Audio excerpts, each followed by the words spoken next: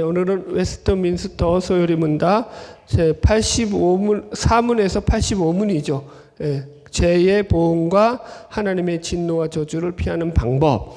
죄의 보응과 하나님의 저주와 진노를 피하는 방법. 이렇게 이제 이 주제를 가지고 말씀을 나누겠어요. 원래는 이제 87문까지 믿음과 회개까지 마치려고 했는데, 그래서 주보에는 이제 그렇게 내놨는데, 이게 양이 너무 많은 거예요. 그래가지고 두 개 정하고 다음 주에 이제 믿음과 회개 또 넘어가려고요. 예.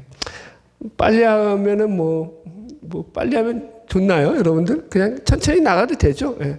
그래도 하나하나 다 그래도 짚어주고 나가는 게 더, 그죠? 어쨌든 뭐 여러분들한테는 그게 도움이 되는 거죠. 예. 그냥, 예.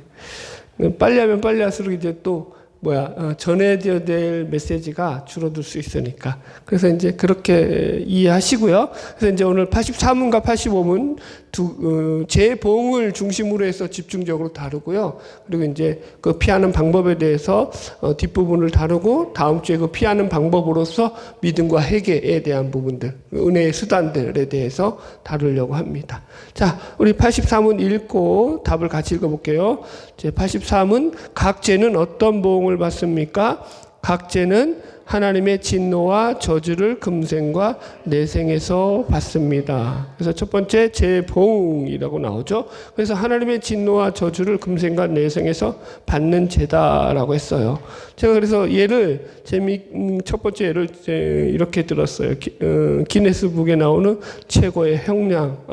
이거 시작하기 전에 이제 재보응이 지금 어느 쯤에 왜 이 이야기가 나오는지에 대한 배경 설명을 잠시 드리면, 우리가 지난주에 다뤘던 게 이제 지난주까지 다뤘던 게 십계명까지 다뤘잖아요. 그죠? 그리고 나서 더 가증한 죄가 있다라고 다뤘잖아요. 그죠? 그게 무슨 의미였어요? 그러니까 우리 인간이 그 죄를 갖다가 십계명을 다 지킬 능력이 있다 없다? 없다라는 그런 차원에서 그런 부분들이 나온 거죠. 그리고 나서 이 84문에서는 그래서 그 죄에 대한 보응이 있다라는 거예요. 근데 그 죄에 대한 보응이 우리가 살아가는 이 세상에서뿐만 아니라 내세까지, 그죠? 다가오는 그 다음 생에까지 이어져 있다라고 지금 이야기하는 거죠. 그러니까 이게 단지 우리가 세상에서 좀 고생하다가 죽으면 끝이지 이럴 문제가 아니다라는 거예요. 세상은 그렇죠. 제가 이제 일본 예화가 뭐냐면 기네스북에 나오는 최고 형량이에요. 이거 보니까 자료 보니까 태국의 차모이 티피아소라는 이 여성인데, 이 여성이 이제 여자 기업가인데 다단계 그거 사업하는 여성이었어요. 그래가지고 이 다단계 사업으로 1만 6천 명에게 사기를 쳐가지고 2,300억 원을 빼돌렸어요. 근데 더 가관인 것은, 그래서 태국에서 이 법정에서 이 사람에게 여기 형량을 안 썼어요? 써놨죠. 14만 1,708년의 형량을 선고했어요. 14만 1,708년. 그래서 기네스북의 최고의 형량을 받은 사람으로 등극을 했죠. 그런데 실제로 살고 나온 것은 이 8년인가 그밖에 안 살았대요. 왜냐면 걔네들이 이제 사기법으로 그렇게 이제 법정에 정해진 형량이 있어서. 그러니까 이게 법이 웃긴 거예요. 하여튼. 여튼 그런데 보세요. 세상에서 이렇게 죄를 지어도 감옥에서 살다가 죄값 치르고 나오면, 그죠? 이제 그게 해결이 되잖아요. 그러나 하나님 앞에서는요, 그렇게 안 된다라는 거예요. 그래서 두 번째가 뭐냐면은 하나님의 진노와 저주는 내세까지 이어진다. 왜 그러느냐? 이 세상에서 지은 죄가 이 세상에서 끝나버리면 다 되는 거 아니냐? 그렇게 안 된다라는 거예요. 성경이 말하는 것은. 왜 이 죄가 내세까지 이어지느냐 하면은 이 세상과 저 세상 모두가 다 모든 세상의 주인이 누구이기 때문에? 하나님이기 때문에. 그러니까 이 땅도 통치하는 게 하나님이시고요. 저기 하늘나라도 통치자가 누구예요? 하나님이에요. 두 분이 통치자가 같아요, 달라요? 같아요. 그러니까 여기서 죄를 지는 게 거기까지 어떻게 되는 거예요? 이어져 있는 거야. 이게 참 서글프지. 그러니까 도망칠 곳이 있다 없다? 없다. 이런 얘기예요, 여러분들. 그게 그렇죠. 그래서 제가 얘를 C.S. 루이스의 천국과 지옥이라고 해놨는데 무슨 말이냐면은 이 책에 보면은 이제 지옥을 회색 도시로 묘사하고 있거든요. 그런데 거기 보면은 여전히 이 땅에서 뭐랄까요, 자신의 탐욕적인 그런 삶, 자기중심성에 빠져서 그 죄악을 추구하고 살아갔던 그게 죄가 죄인지도 모르고 사는 거죠. 그런 사람들이 그러면은 회색 도지에 빠져나와서 천국에 갈 길을 열어줬는데도 글로 가느냐? 안 간다라는 거예요. 여전히 자기가 이 땅 가운데서 추구했던 탐욕과 욕망에 빠져서 죽어서도 그것을 추구하는 삶을 살고 있더라. 거기서 벗어나지 못하더라. 여러분, 사람이 안 변한다라는 거예요. 하나님이 그 안에 들어오기 전까지는. 네. 이해하시죠? 그래서 그걸 역설적으로 표현한 게 이 C.S. 루이스의 천국과 지옥의 이혼이에요. 자, 3번 넘어갈게요. 그래서 하나님의 진노와 저주를 받는다라는 거예요. 그래서 첫 번째 하나님의 진노는 이게 무슨 말이냐면은 진노라고 하니까 막 감정적으로 흥분해가지고 막 이쪽이라도 내가 막 천벌을 내릴 거다 막 이렇게 하시는 게 아니라 이 감정적인 경로 이런 말이 아니라 이 신학적으로 보면은 하나님의 진노는 하나님의 정의가 훼손된 거예요. 하나님의 정의를 훼손하는 게 하나님의 진노로 나타난다 이렇게 표현을 해요. 그래서 구약에서는 대표적으로 하나님의 진노를 나타내는 표현이 뭐냐면 우상숭배죠. 영적 간음. 영적 간음과 우상숭배에 대해서 이 선지자들 통해서 하나님의 진노하심에 대해서 이야기를 하고 있고요. 그 다음에 신약에서는 대표적으로 하나님의 진노를 표현하는 표현 방식이 뭐냐면은 이 믿음 없음에 대해서 사람들이 예수 그리스도를 그 아들 예수 그리스도를 믿지 않는 것을 가리켜서 하나님의 진노가 임했다라고 표현을 해요. 신약에서는. 그죠? 재밌죠? 그러니까 보세요. 이게 우리가 지금 아까도 지금 요한복음 3장 읽었지만은 하나님을 믿지 않는 것이, 그죠? 그들이 악을 행한 것으로 인해서 심판을 받았다 이래야 되잖아요. 그죠? 그러니까 성경의 표현을 이렇게 한다고요.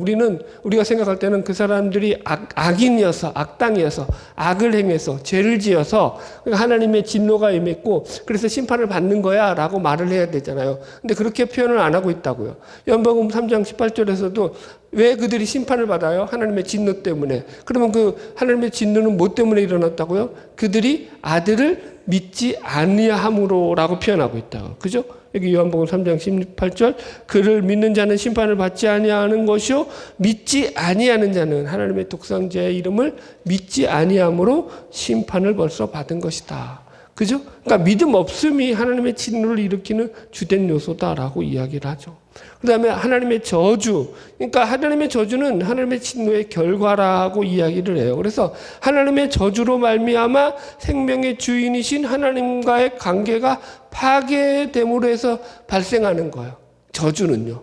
그래서 여기 지금 세 가지 저주를 이야기해놨죠. 관계의 파괴인데 첫 번째가 하나님과의 관계가 파괴되는 거예요. 죄로 말미암아서 죄의 보응으로 일어나는 거죠. 그 다음에 두 번째가 사람과의 관계가 파괴되죠. 그러니까 자기 자신과의 관계도 파괴되고, 그러니까 죄인된 인간은요. 그래서 자기 자신을 제대로 바라볼 수 있어요, 없어요? 못 바라본다고요. 자기가 죄인인 걸 몰라요. 자기 중심성을 가지고 사는 걸 발견을 못해요. 그게 복음이 놀라운 거라니까요. 복음이 우리 안에 들어오면 그게 발견이 된다고요. 내가 죄인이라는 게 발견되고 자기 중심성 가지고 자기 의를 쫓아가는 존재구나를 알게 되는 거예요. 그게 다른 거죠. 그리고 세 번째로는 이제 세상과의 관계가 파괴돼요. 문화나 환경이라든가 그죠? 자연과의 관계 속에서 이 관계들이 파괴되고 있죠. 이게 다 이제 죄로 말미암아 일어난 결과다라고 이해하시면 됩니다. 자, 큰 2번. 그래서 성경적 신뢰를 제가 드러났는데요. 아담과 하와의 범죄. 창세기 3장에 나오는 내용이에요. 자, 우리 창세기 3장 7절 가면서 이제 한번 읽으면서 들어가 볼게요. 창세기 3장 넘어가 볼게요. 성경 창세기 3장 펴보세요. 창세기 3장. 이제 아담과 하와가 선악과를 따먹고 죄를 짓고 난 뒤에 어떻게 그 죄가 이제 보응으로서 나타나는지, 죄 보응에 대한 그 내용들이 어떻게 나타나는지 우리가 이제 성경을 읽으면서 하나하나 확인해 볼게요. 예. 여기 물론 이제 자료집에 구절을 썼기도 했지만 직접 보고 하는 게 더 낫죠. 예.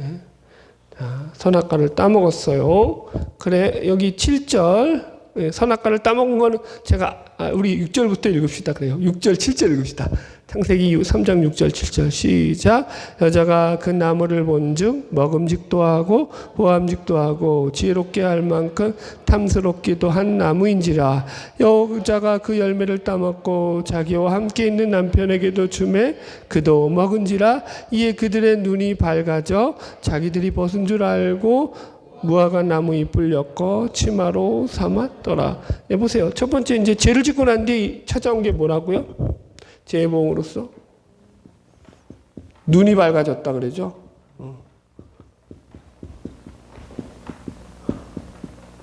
이게 여러분 부정적 의미죠.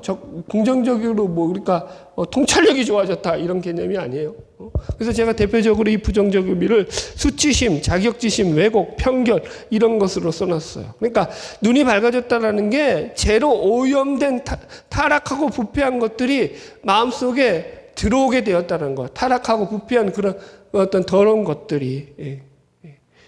여러분들 이런 거예요. 그러니까 여기 예를 들어서 이제 이 자격지심을 갖다가 예를 들려면 이런 거예요. 이전에는요, 우리가 서로를 보면은 지극히 서로에 대해서 사랑하는 존재로 살아가게 하나님이 우리를 창조했단 말이에요. 그런데 죄가 들어오고 난 뒤에는 어떻게 한다고요? 자기중심성을 가지고 상대를 바라보는 거예요. 그럼 어떻게 보이겠어요?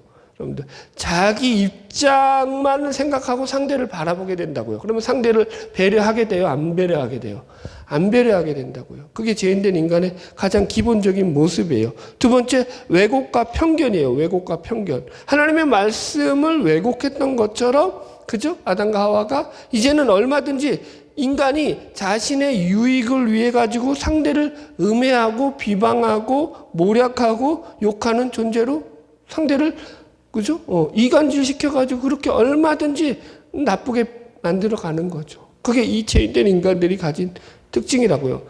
제일 확실한 특징은 뭐냐면 수치심이에요. 수치심. 이게 가장 크죠. 그래서 첫 번째가 뭐냐면 눈이 밝아진 이게 재봉으로서 죄를 짓고 나서 눈이 밝아진 게 부정적 의미의 가장 큰 첫 번째 특징, 이걸 저는 수치심이라고 얘기를 해요.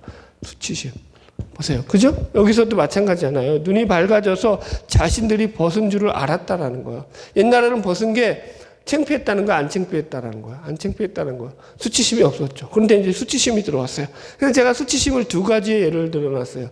수치심에는요, 정당한 수치심이 있고, 이 정당하지 않은 거죠. 그릇된, 잘못된 수치심이 있어요. 정당한 수치심은 뭐냐면 하나님을 외면하고 죄를 지음으로 말미암아 생겨난 수치심이에요, 여러분들. 성경에는요, 이 두 수치심을 여러분들 구분해서 설명하고 있어요. 여러분, 그러니까 우리가 죄를 지은 것을 부끄러워하고 하나님을 외면하면서 살아가는 삶을 부끄러워해야 하는데 죄가 들어왔잖아요. 그러면 이런 것에 대해서 수치심을 못 느껴요. 반대로 이게 어떻게 되냐면은 정당한 수치심을 가져야 되는데 이 수치심을 가지지 못하고 잘못된 수치심을 가지고 살아가요. 잘못된 수치심은 뭐라고 나와 있죠? 자기 중심성으로부터 발현되어 나오는 수치심이다. 그죠? 그러니까 이런 거예요, 뭐래요. 그러니까 어떤 수치심을 가지게 되냐면은 죄로 발명하면서 우리는 내가 남들보다 더 못 가진 것을 가지고 부끄러워해요. 남들보다 좋은 차 타지 못하는 거 가지고 부끄러워해요. 남들보다 큰 집에 살지 못하는 것 같고 부끄러워하고요. 그게 잘못된 수치심이라는 거예요, 여러분들. 상대와 비교해서 자신의 능력과 부족함에 대해서 수치심을 느낀다니까요. 제가 얘기했잖아요, 여러분. 제 동생이 IQ가 너무 좋고 우리 집안 사람들이 저보다 다 머리가 좋으니까 열등감에 빠지고 열등감을 가지고 제가 자라났다니까. 저는 보통 머리예요. 그렇게 나쁜 머리가 아니에요. 그럼 열등감 안 가져도 되는 거 아니야? 그죠? 근데 그게 안 그렇다고요. 인간이 죄인인지라 그게 우리 안에서 저절로 생겨나는 거예요, 여러분들. 그래서 이런 것들이 보세요. 인간이 이게 죄가 우리가 무너뜨린 것 중에 하나가 이 잘못된 수치감을 가지고 살면서 우리 안에서 이 삐뚤어진 욕망으로 인해서 자신의 삶의 만족감을 못 느끼도록 한다니까요. 만족이 없어요, 만족이.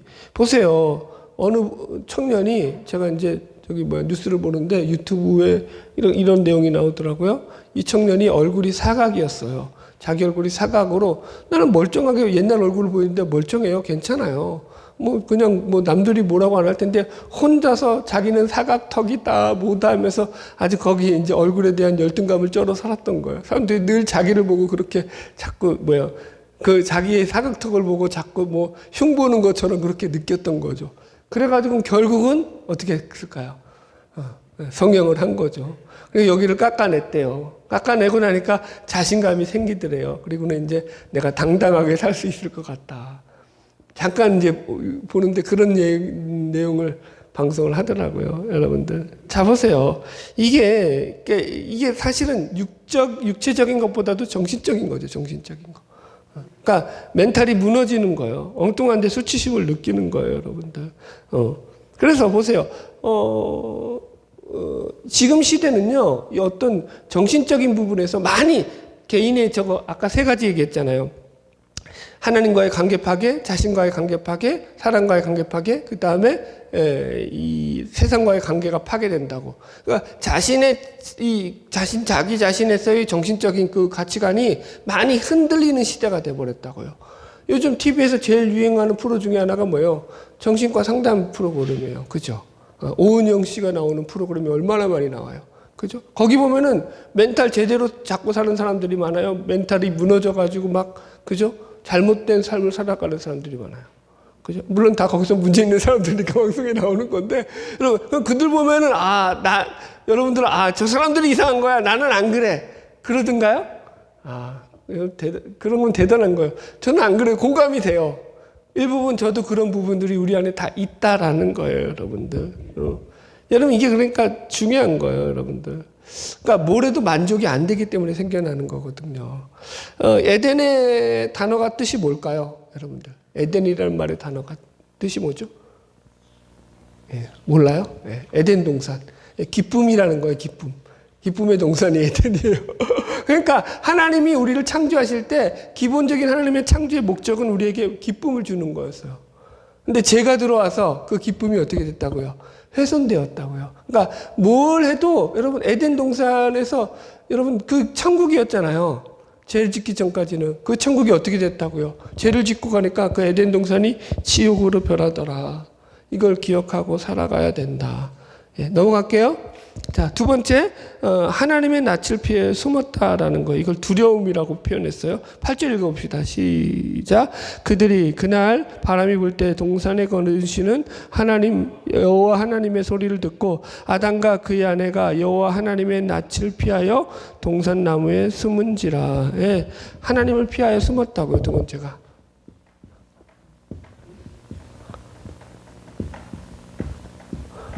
이걸 갖다 이제 두려움이죠, 두 번째가. 수치와 두려움이 생겨나요. 죄의 보응으로서 우리 가운데 들어오는 죄성이 뭐냐. 그죠?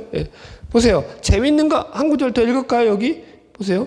10절 읽어보세요. 그래 놓고 이제 10절을 이걸 어떻게, 9절 10절 읽읍시다. 시작. 여호와 하나님이 아담을 부르시며 그에게 이르시되 내가 어디 있느냐? 이르되 내가 동산에서 하나님의 소리를 듣고 내가 벗었으므로 두려워하여 숨었나이다. 여러분들 자 10절을 읽으면서 좀 이상하다, 문맥이 이상하다는 거 한번 찾아보세요. 뭐가 이상해요?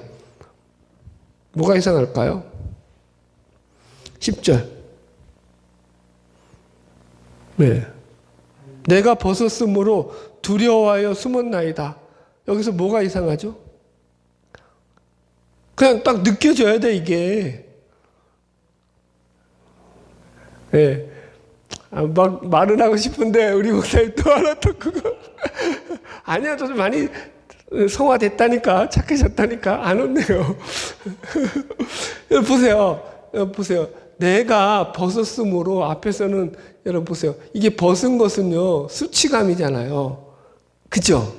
그럼 우리식으로 표현하면 어떻게 돼요? 내가 벗어서 부끄러워서 숨었어요. 이렇게 말해야 돼요. 그죠? 근데 여기는 벗어서 뭐 했다고 숨었다고요? 벗었는데 두려워했다고요. 벗은 게 왜 두렵냐고요?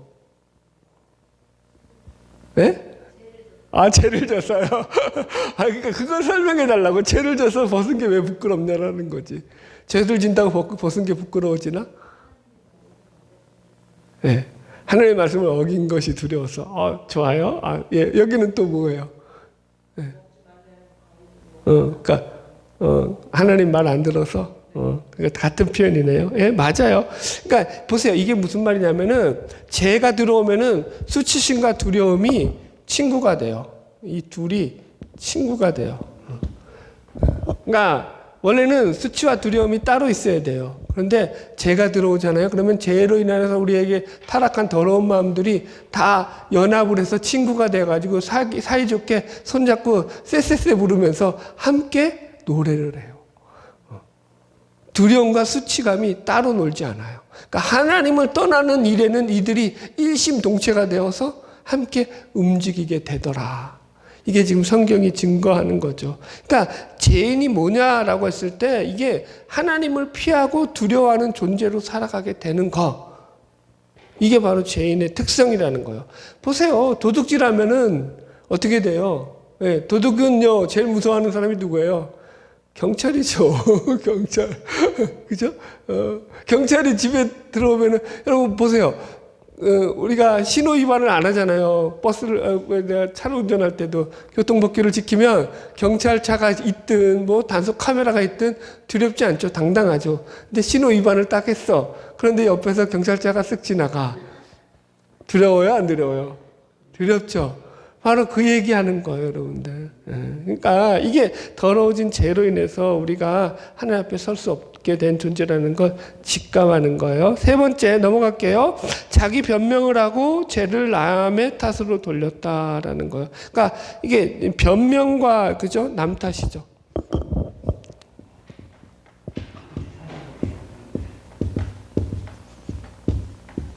이걸 갖다가 관계의 파괴라고 하죠. 관계의 파괴가 일어나요. 사람 간의 관계가 파괴되죠. 자, 우리 한번 말씀 읽어볼까요? 여기 몇 절이에요? 12절로 13절 시작.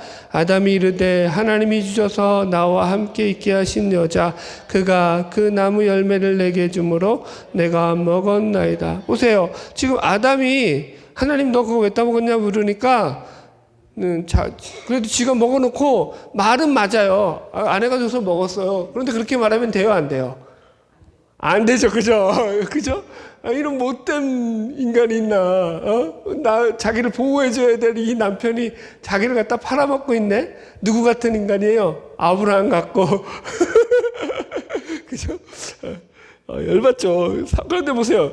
또 13절 시작. 여호와 하나님이 여자에게 이르시되 내가 어찌하여 이렇게 하였느냐. 여자가 이르되 뱀이 나를 깨물어 내가 먹었나이다. 자 보세요. 그러니까 죄라고 해서 다 거짓은 아니에요. 그러니까 사실이에요. 다 말은 맞는 말이에요. 맞는 말인데 틀려요, 안 틀려요? 맞는데 틀리다고요. 그걸 배우셔야 된다고요. 나는 거짓말 안 했어요. 하나님, 이게 아니라니까요, 여러분들. 거짓말이 뭐라고요? 그 말을 통해 가지고 상대를 죽이는 거라고요. 하나님 없이 그 마음에 하나님을 떠난 상태에서 내가 하는 모든 말은 다 거짓에 해당하다고요. 왜냐? 참이 하나님이시기 때문에. 우리 구계명 할 때 다룬 거 기억나시죠? 여튼 그렇게 했어요. 자, 이해했죠? 무슨 말인지? 예. 자, 보세요. 이게 그래서 이게 상실과 소외로 나타난 거예요. 가정이 파괴되고 여러분들. 보세요. 아담이 죄를 짓기 전에는요, 아내 말을 잘 들었을까요? 안 들었을까요? 어떻게 생각해요? 네, 잘 들었다니까요. 아니, 오죽했으면 하와가 선악과 이거 먹어봐 했을 때, 이거 선악과잖아요. 이거 사실 먹으면 안 되는데, 그죠? 네. 얼마나 아내 말을 잘 들었으면 그거를 갖다가 덥석 씹어 먹었겠냐고. 너무 과했나? 그죠? 그런데 이제는 뭐야? 이제는 이제, 너 때문에 내가 망한 거야. 나 이제 네 말 안 듣고 살 거야. 이렇게 이제 고집불통으로 나가게 된 거죠. 제가 뭐라고 써놨냐면 그래서 화성에서 온 남자, 금성에서 온 여자. 그러니까 완전히 이제 남성과 여성이 완전히 달라진 존재로 이제는 그런 존재가 돼버렸다라는 거예요. 그래서 이걸 소외라고 어느 목사님이 풀었더라고요. 이게 너무 좋았어요. 그러니까 관계 파괴인데 예를 들어서 이제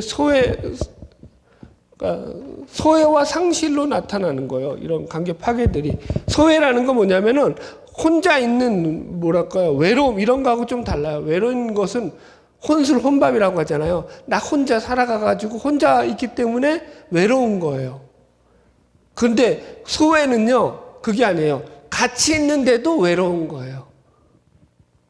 동료하고 같이 있어요. 한 무리가 있어요. 같이 있는데 거기 속에서 소외를 느낀다고요. 왜 소외를 느낄까요? 관계의 단절로 말미암아 생겨나는 거예요. 그러니까 그들과 같이 공유가 안 되는 거예요. 생각 자체가, 가치 자체가.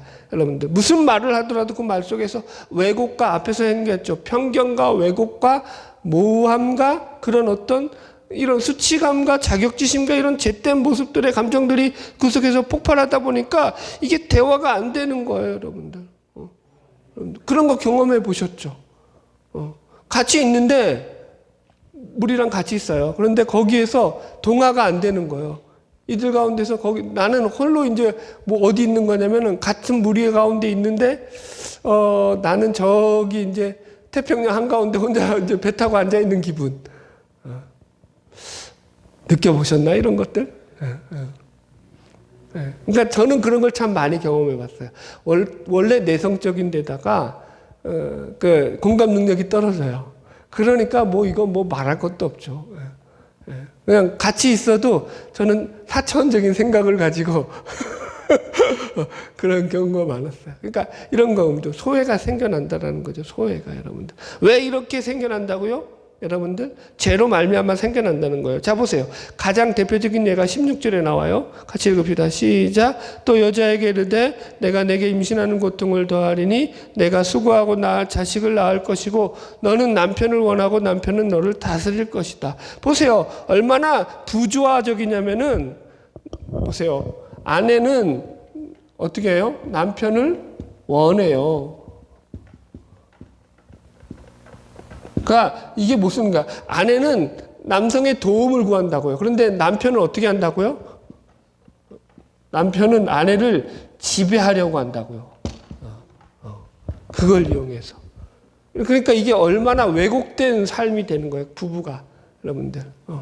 제가 써놨죠. 가부장적인 인류의 전통. 여러분들. 그러니까 이게 우리 동양 사상이라고 생각하는데 아니에요. 성경에도 나오고요. 인류 역사는 다 가부장적인 사회였어요. 이게 왜 생겨났다고요?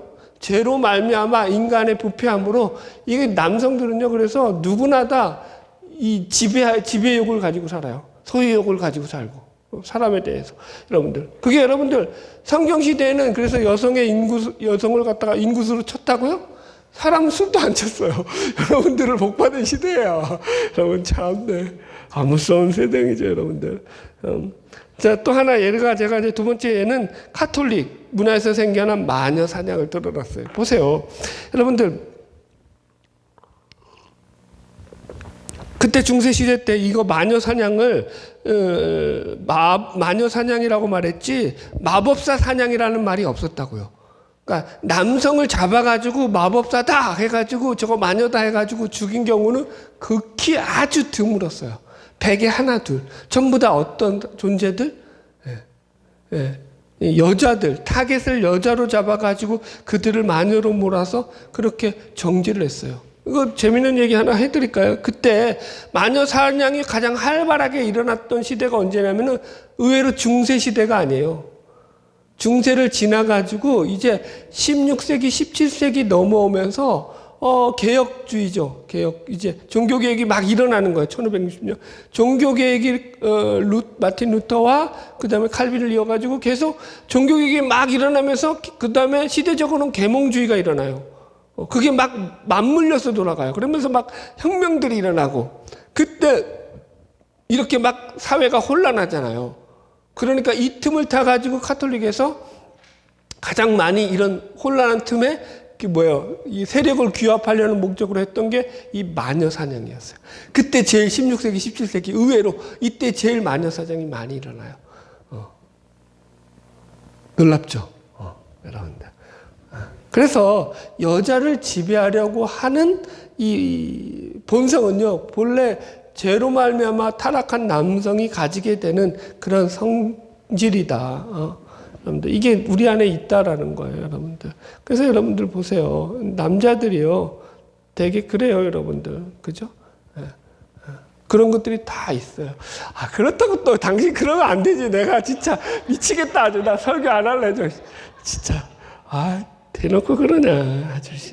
아, 진짜 할 맛이 안 나요. 아주 그냥. 자, 넘어갈게요. 4번. 빨리 넘어가야지. 이런 것들은. 여자에게 임신하는 고통이 더해졌다. 그죠? 16절 다시 읽읍시다. 창세기 3장 16절. 제가 써놓은 걸로 읽읍시다. 다 읽지 말고 2장 넘겨서 시작. 또 여자에게 이르시되 내가 내게 임신하는 고통을 더 크게 더하리니 내가 수고하고 자식을 낳을 것이다. 예. 그러니까 임신과 출산과 양육의 문제가 예전에는 이게 기쁨이었을 거란 말이에요. 에덴 동산에서는. 그죠? 그런데 이제는 제가 들어오고 나서 이게 어떻게 바뀌었다고요? 기쁨이 슬픔으로 변하고, 그죠? 행복이 고통으로 변했다라는 거예요, 여러분들. 그래서, 어느 목사님 설교를 듣는데, 옛날에 이제 로마를 정복할 때, 게르만이 로마를 쳐서 정복할 때, 왜 정복할 수 있었느냐? 그때 게르만족 그 여성들이 애를 낳는 보통 평균 애를 낳는 숫자가 25명이었대요. 그 시대래. 그래서 내가 자료를 찾아봤어. 열심히요. 내가 진짜인가 해서. 근데 못 찾겠더라고. 근데 그렇게 애를 많이 낳았대요. 진짜. 그러니까. 그래도 어느 정도 20명 이상은 난 거지. 그러니까. 그게 보통이었다니까. 그래, 여러분들 보세요. 그러니 그렇게 인구가 기하급수적으로 늘어나는데 로마가 못 당해냈다는 거예요. 게르만족 인해 전술에. 마찬가지죠. 우리도 중국의 인해 전술에 무너지는 것처럼. 그런데. 지금도 여러분들 여기 제가 자료를 찾아보니까 어디야? 이 서아프리카에 있는 니제르라는 나라가 있어요. 니제르. 여기는 아직도 평균 7명이에요. 여기는. 그래도 여기도 평균 7명. 보통 이제 그러니까 결혼하잖아요. 그러면 여성이 보통 낳는 아이들 평균 수가 7이에요. 7. 그런데 여러분 뭘 놀래고 그래요. 우리 시절에는 이제 다 4-5이었어요. 기본적으로. 그죠, 최홍렬 권사님? 예, 거봐요. 저분도 그러잖아요. 기본 4-5이 뭐야? 그죠? 예, 더 됐다니까요, 여러분들. 그러니까 그런 시절이 있었다고요. 그런데 보세요. 지금은 이제 이게 완전히 줄었다고요. 제가 재밌는 얘기 해드릴게요. 제 친척 집 가운데 외가댁의 어르신인데, 이분이 이제 제가 어릴 때, 이분이 이제 가정에 애를 하나만 낳으신 거예요.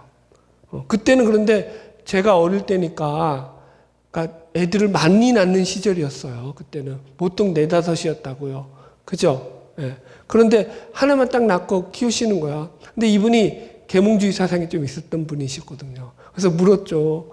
아니, 왜, 그러니까 하나만 낳으세요? 더 낳으셔야 되지 않냐고 물으니까 그분이 그래요. 아, 인생을 즐겨야 되는데, 우리는 인생을 즐길 거야. 그런데 나는 애들한테 우리의 삶을 빼앗기지 않을 거야. 그래서 우리는 하나만 낳고 이 하나에게, 그러니까 하나도 왜 낳는 거예요? 자신들의 인생을 즐기는 목적 가운데 포함시키는 거죠. 그러기 위해서. 그러니까 사랑의 목적이 아닌 거야. 그런 것들이 있죠. 그러니까 오은영 씨가 이런 얘기를 했어요.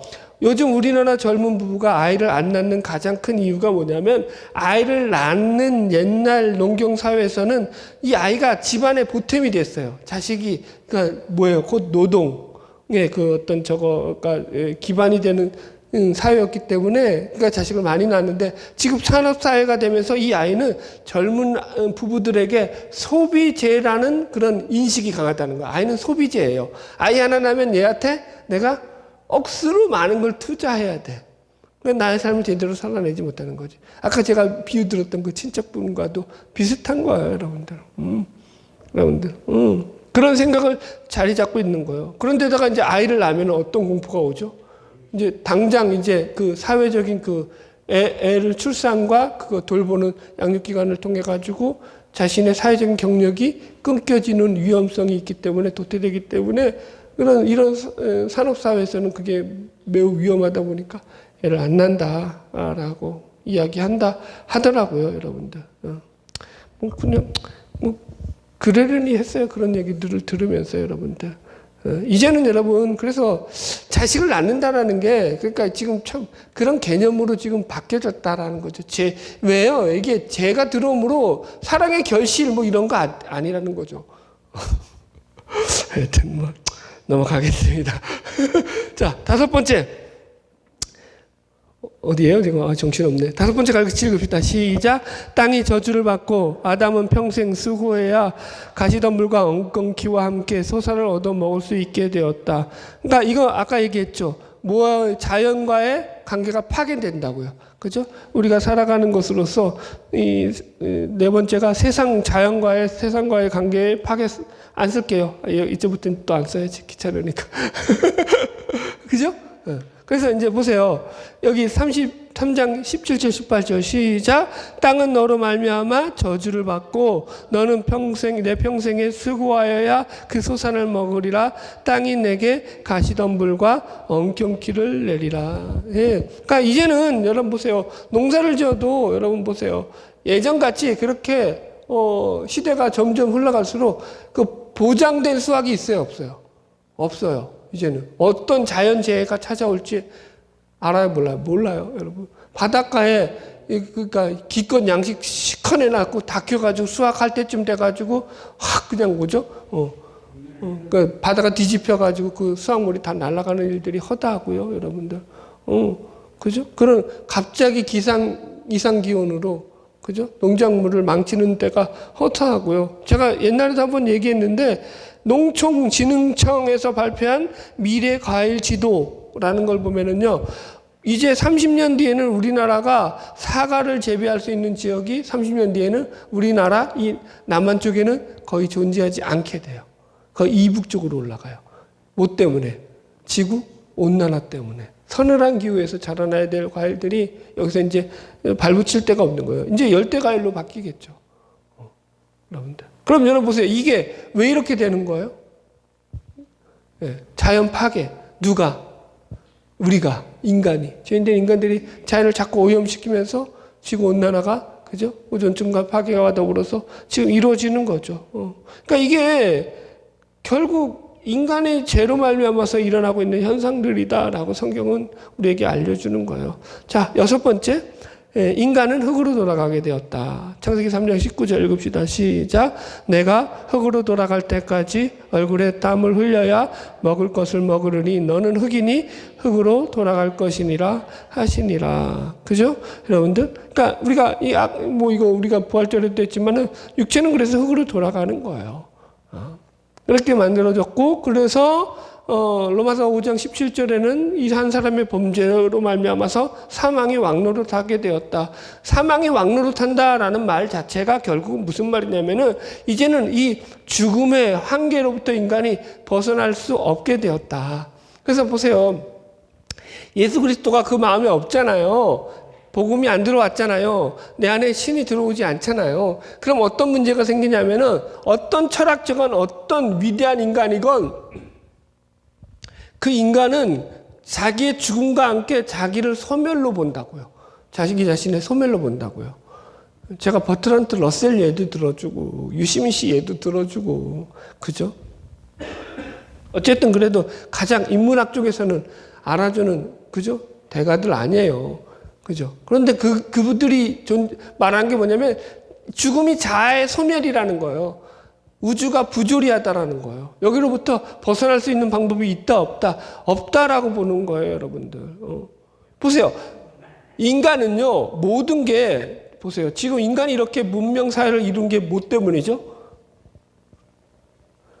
이렇게 인간이 문명 사회를 이루고 잘 살아가는 이유가 뭐예요? 뭐의 전수예요? 동물들에게는 이루어지지 않는 거. 그쵸? 지식과 지혜죠. 이게 전수되어 온다고요. 그죠? 동물들이 만약에, 어느 뛰어난 원숭이가 이런 거에 합시다. 어느 뛰어난 원숭이가 칼을 만들었다고 칩시다. 어떻게? 우연히. 예. 그러면 그 자기가 만든 칼을 갖다가 자기 동료한테 지식을 전수해 줄 수 있어요? 없어요? 없어요.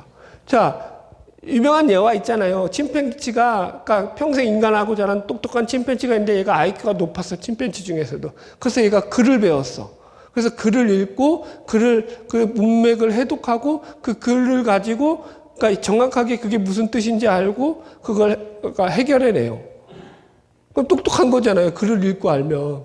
그러면 그게 그러면은 다른 침팬지한테 그 침팬지가 자기가 읽고 알았던 그 글을 전수했어요? 못했어요? 할까요? 못 할까요? 못하고 죽었어요. 할 수가 없죠. 그게 인간과 동물의 차이라고요. 따라오시죠. 그러니까 인간은요, 인간이 가진 모든 문명과 문화와 경제와 정치와 뭐가 있죠? 하여튼 가진 모든 것들을 다 사회와 이런 걸 갖다가 지식으로 전수해 준다고요. 그래서 그게 기술이 된다고요. 그죠? 예. 그런데 인간이 전수 못하는 지식이 딱 하나 있죠. 지혜가 있죠. 그게 뭐죠? 죽음은 경험해보고 야 내가 죽었다가 살아났는데 이렇더라 라고 말할 수 있어요? 없어요? 없어요. 죽음은 전수가 안 되는 거야 지식적으로. 죽음 후의 사후의 세계. 예. 이거 엄청 많이 돌아다니잖아요. 뭐 이런 거. 뭐 짤로. 그런 거 제발 좋아하지 마시고. 그 택도 없는 소리고요. 여러분들. 그건 그러니까 하여튼간 그만합시다. 이거 딸 얘기 맞지만 여튼 그래서 죽음은 지식으로 전수가 된다 안 된다? 안 된다. 그러니까 여러분들 보세요. 이게 극복이 안 되는 거예요. 여기서. 그래서 늘 인간은 여기에 막혀서 여기 속에서 어떻게 사는 거예요? 고통받는 삶을 사는 거죠. 여러분들. 예, 넘어갑시다. 7번. 그리고 에덴 동산에서 쫓겨났다라는 거예요. 자, 창세기 3장 24절 읽읍시다. 시작. 이같이 하나님이 그 사람을 쫓아내시고 에덴 동산 동쪽에 그룹들과 두루 도는 불칼을 두어 생명나무의 길을 지키게 하시니라. 예. 자, 보세요. 그러니까 에덴 동산에서 죄를 지으니까 더 이상 그들에게 에덴 동산에서 살 자격이 박탈당하는 거죠. 여러분들. 그래서 보세요. 인간이 에덴 동산에서 쫓겨나고 난 뒤에 에덴과 같은 곳에서의 삶을 다시 살아보려고 얼마나 많은 시도를 했겠어요. 아담과 하와가. 그러나 그 삶이 사라졌을까요? 안 사라졌을까요? 예. 그게 절대로 에덴에서 한번 나와서는요. 다시 그런 에덴을 만들 수가 없는 거죠. 여러분들. 가끔 이단들 보면은요. 지상 낙원 만든다고 어디죠? 저기 옛날에 어디 그 섬 괌이라든가 그런 섬 있잖아요. 섬에 가가지고 땅 사가지고 거기서 공동 노동 무슨 그렇죠? 그런 거 조합 같은 거 만들어가지고 노동력 착취하면서 그러면서 거기가 천국이라고. 아이고 진짜. 그런데 거기서 빠져가지고 그게 이제 지상 낙원이라고. 저기 어디죠? 우리 서울에서 이제 청평인가 가평 그쪽 넘어가다 보면은 중간쯤 넘어가다 보면은 거기 또 이단들 그거 있잖아요. 아주 성같이 지어놓은 거. 예, 건물 있죠. 넘어갈 때 안 보셨어요? 안 가보셨어요? 예, 거기, 안 가보셨구나. 그쪽, 가평 그쪽 지나가다 보면 나와요. 오른쪽에 보면은 큰 성같이 이제, 이단들 그렇게 지어놨어요. 거기가 낙원일까요? 거기가 낙원이 아닌 거예요, 여러분들. 속으시면 안 돼요, 여러분들. 예. 그러니까 인간은요 하나님의 진노와 저주를 해결하기 전에는 결코 에덴을 회복할 수 있다 없다. 자, 그래서 이걸 좀 정리합시다. 인간의 죄로 말미암아 죄의 봉으로서 이런 결과들이 이루어진다라는 거예요. 그러니까 영혼이 타락하고 그 영혼의 타락으로 말미암아서 계속 이 인간은요 하나님을 떠나서 하나님을 외면하고 이 죄된 마음이죠. 수치와 두려움과 관계를 파괴하는 것과 그죠? 이런 죄들을 지어가면서 살아가는 거예요. 그리고 그것들이 어떤 식으로 나타나냐면 마치 하나님이 노발대발해서 이놈들 내가 너희들 다 죽여버릴 거야 막 이렇게 그렇게 공포와 저주로 우리를 막 몰아세우는 그렇게 나타나는 것이 아니라 진노와 진노와 저주라고 해서 우리가 하나님을 떠나서 우리 마음대로 사는 것 그 자체가 바로 하나님의 저주고 심판이다. 성경은 그걸 이야기한다고요. 우리가 하나님을 떠나 있잖아요. 그럼 그 자체가 우리는 하나님의 진노 가운데서 멸망받을 수밖에 없는 존재라고 성경은 우리에게 이 얘기하는 거죠. 그렇기 때문에 이 하나님의 진노와 저주로부터 벗어날 그런 구원이 우리에게 필요한 거고, 그래서 우리에게는 예수가 필요하게 되는 겁니다. 자, 그래서 이제 85문은 죄로 말미암은 하나님의 진노와 저주에서 벗어날 방법에 대해서 우리가 배우게 될 텐데요. 자, 같이 읽어볼게요. 제가 85문제를 읽고 답을 같이 읽을게요. 하나님은 죄로 인하여서 우리가 받아야 하는 그의 진노와 저주를 피하도록 우리에게 무엇을 요구하십니까? 답, 죄로 인하여 우리가 받아야 하는 하나님의 진노와 저주에서 피하도록 하나님은 예수 그리스도에 대한 믿음과 생명에 이르는 회개를, 그리고 더불어 그리스도가 구속의 유익을 우리에게 전달하시는 모든 외적 수단들을 근면하게 사용할 것을 요구하십니다. 그래서 이 85문은 하나님의 진노와 저주를 피하는 방법이에요. 그 방법을 갖다가 이렇게 얘기했어요. 그러니까 첫 번째, 죄로 인해 우리가 받아야 하는 하나님의 진노와 저주를 피하도록. 그죠? 그러니까 그러니까 성경은요, 쉽게 말해서 하나님이 우리에게 진노와 저주를 내리고 그래서 너희들 고통 가운데 살아라 하는 것이 하나님의 본심이 아니다 라고 얘기한다고요. 우리가 그 진노와 저주에서 피하기를 원하신다고요, 하나님도. 그렇기 때문에 그 아들 독생자 예수를 보내주셨겠죠. 안 그러면 왜 보내주셨겠어요? 안 그래요, 여러분들? 네. 자, 두 번째 넘어갈게요.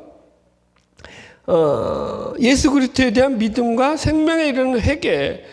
이 부분은 이제 다음 주에 구체적으로 다룰 거예요. 이제 오늘은 이제 개론만 할 테면, 이게 보세요. 그러니까 믿음과 회개를 우리에게 이 피하는 방법이 뭐라고요?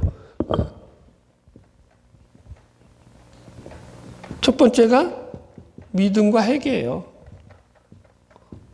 하나님의 진노와 저주를 피하는 방법. 그죠? 그럼 이게 우리가 첫 번째에서 다뤘던 구원론, 이게 이제 2에 해당한다고 했잖아요. 그럼 구원론 1에서 우리가 다뤘던 내용 있잖아요. 그죠? 효과적 부르심, 중생과, 그죠? 칭의와 성화와 양자됨 뭐 이런 거 있잖아요. 그죠? 그러면 이것들과 지금 구원론 2에 해당하는 이런 믿음과 회심, 회개 이런 것들은 뭐가 다르냐라는 거예요. 여기서 왜 구원론 1에서 안 다르고 왜 여기서 다르냐라는 거예요.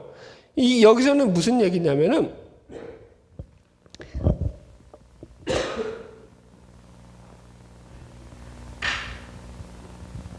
자, 이제 다시 순서를, 소율의 문답 순서를 이제 머릿속에 그리셔야 돼요. 우리가 첫 번째 구원론을 배웠죠? 그죠? 구원론 배우고 나서 뭐 배웠어요? 십계명 배웠잖아요. 그죠? 구원론 배우고 십계명을 배운단 말이에요. 그리고 그 십계명을 배우고 난 뒤에 우리가 죄에 대해서 또 배운다고요. 왜요? 이걸 우리가 지킬 능력이 있다 없다. 하나님의 계명을 지킬 능력이 없다. 그리고 나서 죄의 보응이 나오고, 그리고 나서 나오는 게 구원론 2예요.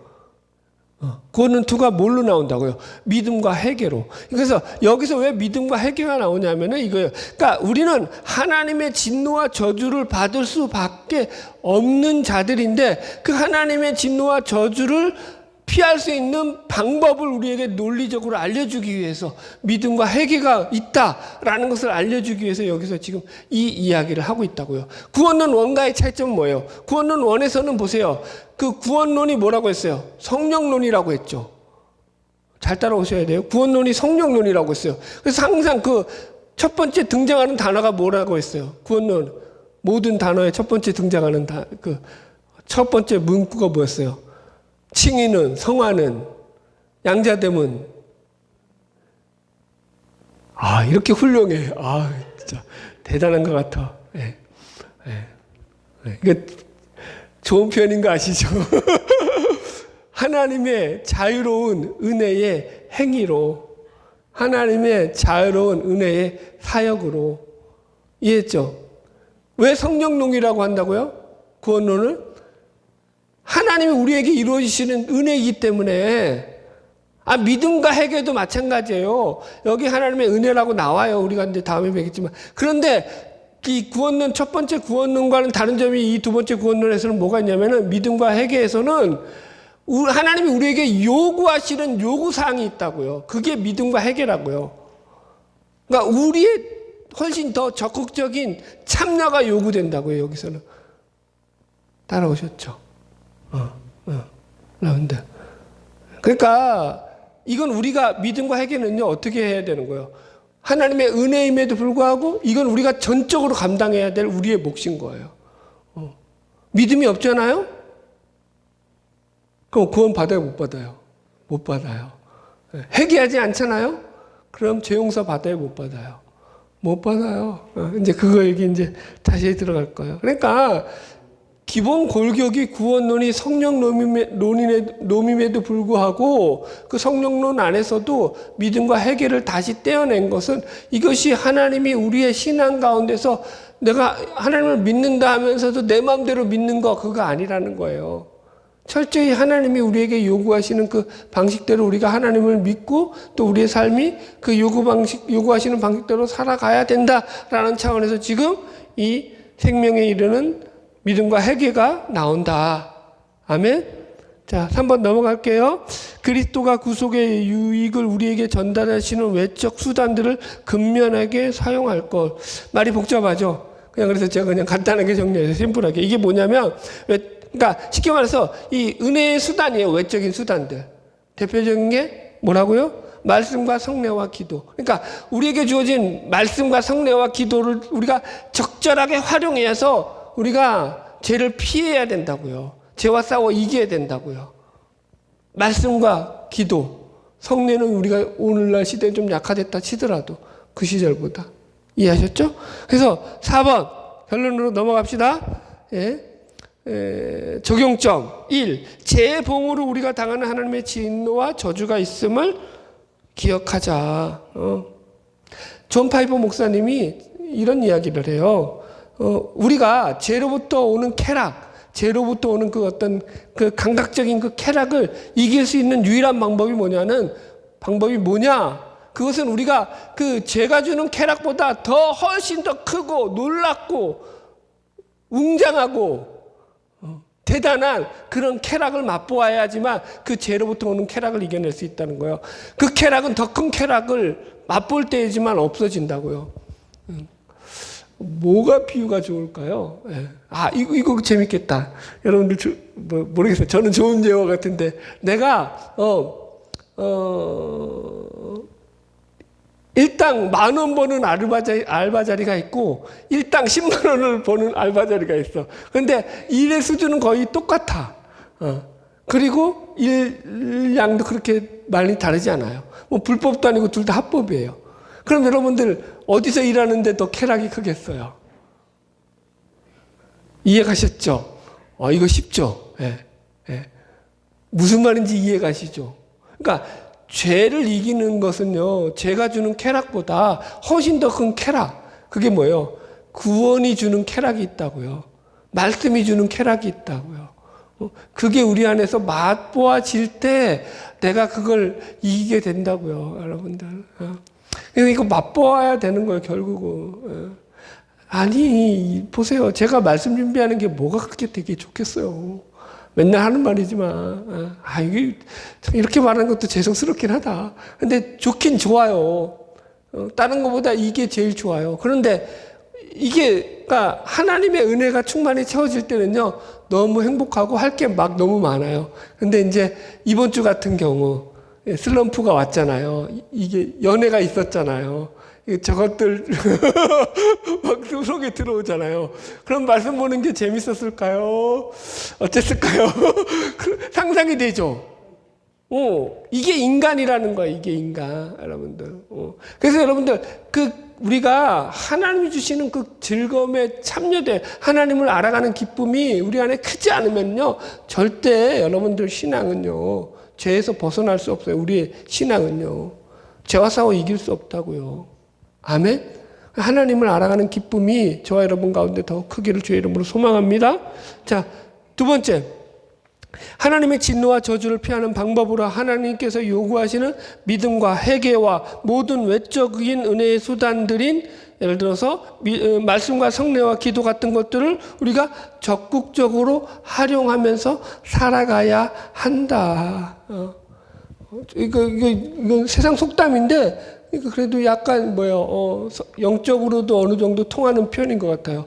세상에서 이런 말이 있죠. 강한 자가 이기는 것이 아니라 이긴 자가 강한 자이다. 그죠? 강한 자가 이기는 게 아니라 이긴 자가 강한 자야. 근데 그게 아주 성경적으로 그렇게 완전히 틀리지가 않아요. 요한계시록에 보면은 7교회를 향해서 예수님께서 마지막에 이 7교회를 해서 동일하게 하시는 말씀이 뭐예요? 내가 너희들에게 말한다. 귀 있는 자는 성령이 교회에게 하는 말을 들어라. 그러면서 하시는 말씀 중에 하나가 뭐냐면은 이기는 자에게 내가 상급을 줄 거야. 내가 이기는 자에게 면류관을 줄 거야. 내가 이기는 자에게, 그죠? 하나님이 썩지 않는 영원한 하나님의 나라를 너희들에게 줄 거야. 그러니까 이기는 자라는 표현을 해요. 이기는 자. 계속 같이 이기는 자라는 표현을 해요. 그러니까 이게 무슨 얘기냐면은, 신앙의 싸움은 결국 영적 싸움에서 죄와 싸워 이겨야 되는 싸움이라는 거예요. 신앙이라는 것 자체가. 죄와 싸우는 거예요. 평생. 언제까지? 천국에 갈 때까지. 방심하면 된다, 안 된다? 안 된다. 방심하면 그게 곧, 그래서 이제 제가 이제 믿음에 대해서도 얘기할 테고 회개에 대해서도 얘기할 거예요. 다음 주에. 근데 뭐 믿음에서도 제가 이거 미리 이제 사전 정보를 유출하자면, 믿음에 대해서도 가장 중요한 요소가 뭘까요? 저는 제가 보는 거예요. 믿음, 이건 그러니까 신학자들도 동일하게 보는 관점 중에 하나예요. 제가 뭘 얘기하냐면은 지속성을 얘기해요. 믿음에서 가장 중요한 요소는 지속성이야, 지속성. 그거 유지하는 거예요, 유지하는 거, 그 믿음. 이해하셨죠? 회개도 마찬가지예요. 회개에서 중요한 요소 중에 하나가 뭘까요? 그렇죠. 회개가 끊임없이 떼어진 거예요. 회개, 이것도 지속성이라고 표현하기 뭐하고 하여튼가 회개가 계속 고백되어지는 거예요. 멈추지 않는 거예요. 일시적이지 않는 거예요. 중단되지 않는 거예요. 회개가. 우리는 회개가 아유 목사님 이 정도 성화됐으면 내가 회개할 게 뭐가 있어요. 이러잖아요. 그거 회개하라고요. 그거 회개하라고. 그 얘기하는 거예요. 여러분들. 그래서 이제 우리가 이 신앙의 싸움이 결국 여러분들, 그러니까 오늘도 나왔지만 결국은 제가 항상 이게 우리가 죽을 때까지 이건 우리를 따라다닌다. 마귀는 우리를 넘어뜨리려고 끊임없이 유혹한다. 늘 명심하면서 바라기는 천국 가는 그날까지 이 믿음의 싸움, 죄와 싸워 이기는 선한 싸움의 승리자가 되기를 주의 이름으로 축복합니다. 예.